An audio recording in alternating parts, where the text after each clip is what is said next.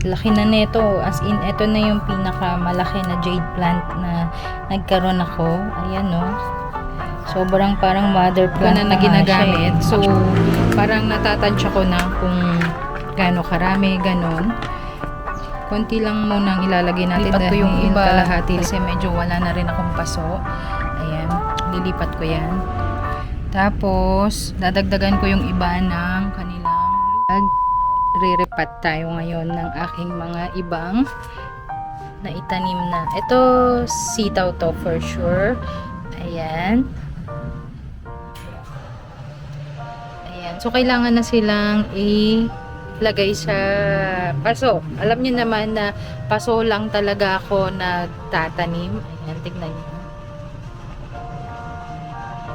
Ayan. Ewan ko kung ano yun. Kung baka ano yun eh.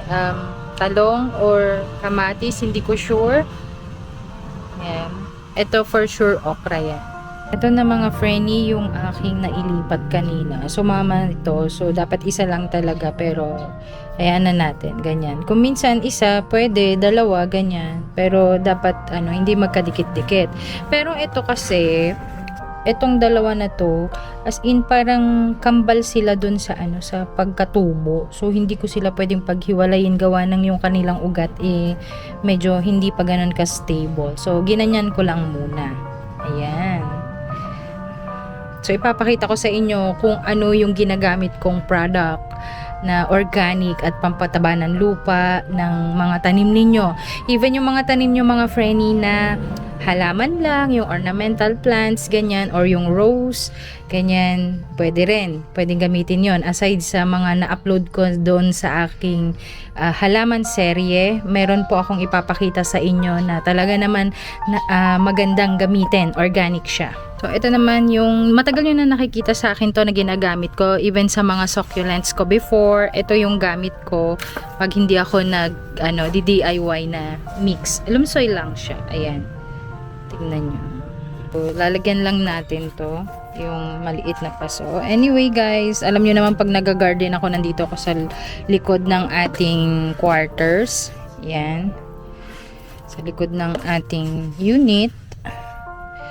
Ayan. Alam nyo ba ang kagandahan talaga ng nagtatanim? Sabi ko nga sa inyo, maganda ang magtanim kasi bukod sa nadidistress ka, ayan, nagkakaroon ka ng focus sa sarili mo. May mga naiisip ka mga bagay na ganito pala, ganyan. O, diba? Habang nagtatanim ka.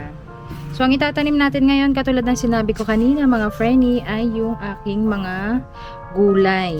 Ayan. Maraming nagko-comment sa inyo kung paano ba magtanim ng gulay sa paso or kahit na, actually sinasabi ko naman parati sa inyo, kahit na hindi paso, pwede naman kayo sa mga sako or anything na yung mga empty bottle, ganyan. Tingnan nyo to mga friend nyo, yung aking jade plant, ayan. Laki na nito, as in, ito na yung pinakamalaki na jade plant na nagkaroon ako, ayan no. Sobrang parang mother plant na nga siya eh. Actually, mother plant na nga to. Kaya lagi kong inaalagaan yung mga ganito katataba na. Ang hirap kaya magbuhay ng ganito. Marami nagko-comment sa inyo na nahihirapan sila, laging namamatayan, ganyan. Parang lang naman, tawag dito, mabilis lang naman siya na mag-grow sa akin. Siguro depende na rin lang po talaga sa pag-aalaga ninyo. Ayan. Pag mga ganito, nabilad siya sa araw, yung tignan nyo yung ganito. Ayan, nabilad yan sa araw. Pero the rest okay naman. So, hindi naman siya totally alagain eh. Kasi yung iba, pag nag-aalaga nito, I mean, from time to time, parang dinidiligan nila ng dinidiligan, which is wrong. Sabi ko nga sa inyo sa ibang mga vlog ko, 'di ba? So, yun, pinakita ko lang kasi nakyukyutan talaga ako. Ang ganda niya. Napakaswerte.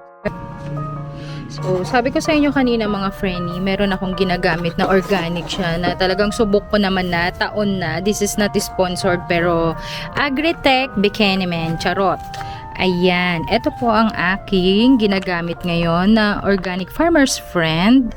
Ayan, hindi lang ito hindi lang to para sa mga halaman, ornamental plants, para sa mga vegetable, kundi alam niyo yung kung kayo may palayan kayo, may maisan kayo or anything na alam nyo yun, activator kasi to eh. Kumbaga parang hindi lang sa halaman na pang display, ganyan. So kahit na anong halaman, organic siya, pampataba ng lupa, mabilis tumubo. Nakita nyo naman kanina, 'di ba, yung pinatubo ko na yan, oh. Yung mga yan, yung pinatubo ko is mabilis lang siyang mag-grow. Ayan, oh. So kung gusto nyo ng ganito na mag-try, sabihin nyo sa akin, bili kayo sa akin. Yan. Chat nyo lang ako sa aking Instagram. Papakita ko mamaya kung paano ko ginagamit to. Ganda na ito guys, nagpapataba rin ng Alam nyo yung mga vlog ko before, lalo na sa mga stories ko sa Instagram, sa Facebook, yung ang lalaki ng mga dahon ng kalabasa, na mga naitanim ko, ganyan, or yung mga ibang mga succulents ko mabilis na mabuhay kasi nga ito yung gamit ko, aside syempre sa aking MSG na ginagamit na method, ito rin to, ito dapat hindi to mawala sa akin, lalo na kapag talagang focus ako sa paghahalaman, lalo na sa ating halaman serye. Yan, ganda na ito guys. Hindi lang ako ang gumagamit na ito. Actually, marami na sa buong Pilipinas na merong alam tong farmer's friend ng Agritech. Kaya Agritech, Bikini Man, Cherries.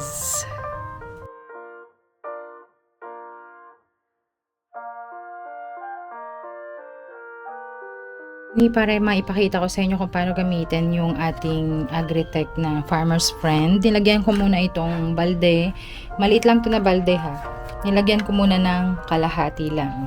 Ganyan. Para mabilis nyo lang na magets. So, lalagyan lang natin ng konti. Ang iba syempre may scooping sila. Pero sa akin kasi is, sa sobrang tagal ko na to, taon ko na ginagamit. So, parang natatansya ko na kung gaano karami, ganon. Konti lang muna ang ilalagay natin dahil kalahati lang naman yung aking nilagay. Para lang may masarap magtanim. Yan. So, bababad muna natin yan. Actually, ang pagbabad na ito mga friendly is parang pang maalakasan to mga friendly. Sabi ko sa inyo. Bitamina ng mga gulay, yan, ng mga halaman. Sobrang effective na ito na makapagpabunga, makapagpabulaklak, makapagpataba ng halaman. Ayan. So, pag gusto nyo to na itry sa mga halaman nyo or gusto nyo maghalaman, kontakin nyo lang ako, mag-message lang kayo sa akin sa Instagram. So, ayan na mga friendly, nababad na natin.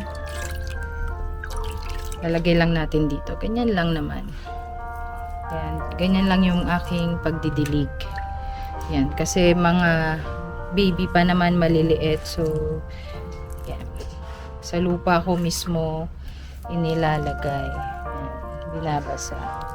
Ganyan. So, kahit once a week, ganyan.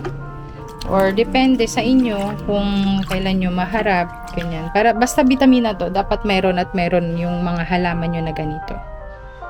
So, magtatanim pa ako. At least na ipakita ko sa inyo to, yung sinasabi ko. Yan.